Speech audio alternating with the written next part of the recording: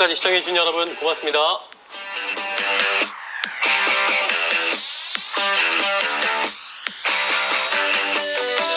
1.2%대의 연율 흐름으로 거래를 마쳤습니다. 자, 이어서 미국 현지 연결해 보겠습니다. SH인베스트먼트 김선영 연구원입니다. 연구원님, 안녕하세요. 네, 안녕하십니까. 자, 시장이 결국에는 하락하면서 거래를 마쳤습니다. 세부적인 내용들은 어떤 게 있었을까요? 예, 오늘 뉴욕 증시는 예상을 하회한 물가지표로 상승 개장하게 됐지만 9월 증시 전반에 대한 시장의 비관론에 힘이 실리면서 하락 반전되었고 결국 지수별로 0.5에서 0.8%의 하락으로 거래를 마쳤습니다. 관심을 모았던 8월 미국 소비자 물가지수 CPI 상승률이 예상에 다소 미치지 못한 점이 안도감을 제공하면서 개장주 시장의 상승을 이끌었지만 9월 증시에 대한 전반적인 불확실성이 발목을 잡은 하루였는데요. CFRA의 집계에 따르면 1940년 이후 9월 뉴욕 증시의 평균 하락률은 0.56%로 연중 최악의 달로 기록되고 있으며 올해도 그 같은 역사가 되풀이될 것이라는 부정적인 전망이 다수의 증권사들로부터 제기되는 점이 투자 심리에 부담을 가했으며 또한 미국 의회가 추진하고 있는 세금 인상안 역시 시장에는 다소 악재로 작용하고 있다는 것입니다. 말씀드린 대로 8월 소비자 물가지수 CPI 상승률이 시장 예상을 소폭 하회했지만 여전히 5%를 넘기면서 여전히 인플레이션 압력이 강하다는 것을 보여주고 있습니다.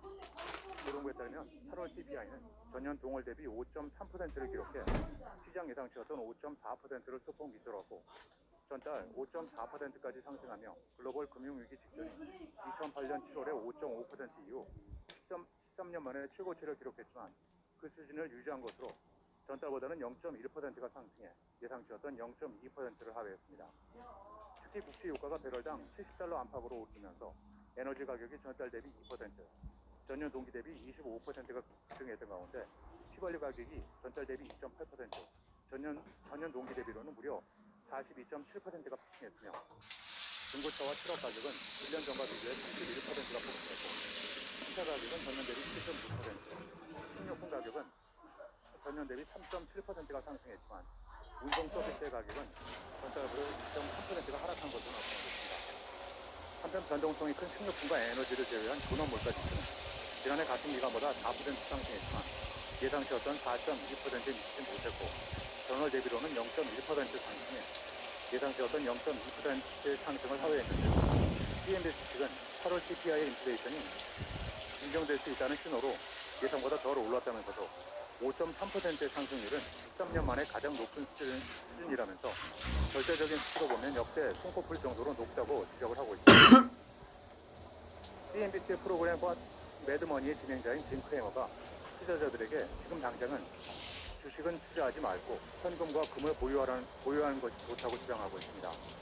그는 투자자들이 단기적으로 주식에 투자하는 것을 주의해야 한다면서 9월 어떤 종목이 증시에서 강세를 보일지 생각하는 것보다는 현금을 보유하는 것이 더 좋을 것이라고 강조하면서 자신은 9월은 가장 잔인한 달이라고 몇 번 강조했다며 계절적 하락의 전주가 며칠 안에 다시 시작될 것이라면서 지금 당장은 현금과 금을 보유하는 것이 좋다고 말했습니다.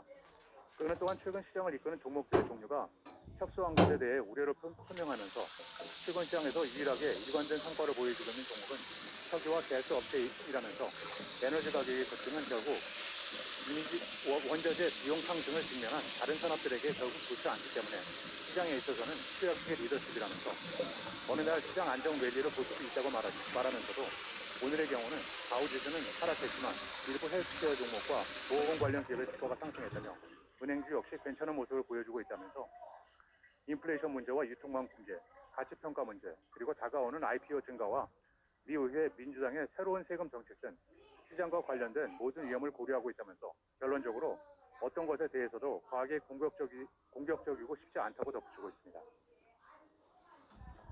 네, 자, 미국에서도 9월 증시는 조금은 좀 보수적으로 보는 것 같습니다. 자, 구체적인 종목들 소식 얘기 나누고 할 텐데요. 간밤에 한 종목 같은 경우에는 혼조로 거래를 마쳤습니다. 그 중에서도 아마존 쪽에서도 관련된 고용에 대한 얘기가 있었는데요. 자세하게 짚어주세요. 예, 그렇습니다. 전재 상거래 업체 아마존이 전국적으로 약 12만 5천 명을 신규 채용할 것이라고 밝혔습니다. 채용 인력은 이달부터 채용이 진행된 기업 및 기술 관련 부분 4만 명이 추가되는 인력으로 이들의 평균 시급은 약 $18가 될 것으로 보이는데요. 아마존은 팬데믹이 시작된 이후 폭발적으로 늘어난 온라인 배송을 감당하기 위해 전국적으로 45만 명을 채용한 바 있었습니다. 한편 아마존의 초임 시급은 시간당 $15이지만 일부 지역에서는 계약에 따라 $3,000의 보너스로 제공되며 또한 일부 업무는 시간당 $22 50센트까지 시급이 측정될 수 있다고 덧붙이고 있습니다. 한편 아마존은 올해에만 250개 이상의 신규 물류센터를 오픈했으며 9월에만 100개를 추가로 열 계획을 갖고 있는데요. 오늘 아마존의 주가는 0.2%가 하락해 $3,450의 거래를 마쳤습니다. 마지막으로 내일은 연방노동부의 8월 수출입 가격, 뉴욕 연방은행의 9월 엠파이어 스테이트 제조업 지수, 연준의 8월 산업 생산, 에너지청의 주간 원유 재고량이 발표되고 개정 전 중국 기반의 태양광 업체 진코솔라 홀딩스가 2, 4분기 실적을 발표하는 가운데 시장의 컨센서스는 전년 동기에 주당 $1 20센트 순이익 대비 크게 감소한 주당 16센트 손실과 11억 9,900만 달러의 매출입니다. 네, 지금까지 SH인베스트먼트 김선영 연구원과 현지 상황 알아봤습니다. 연구원님 잘 들었습니다. 예, 감사합니다. 네, 지금까지 글로벌 증시 마감 시황이었습니다.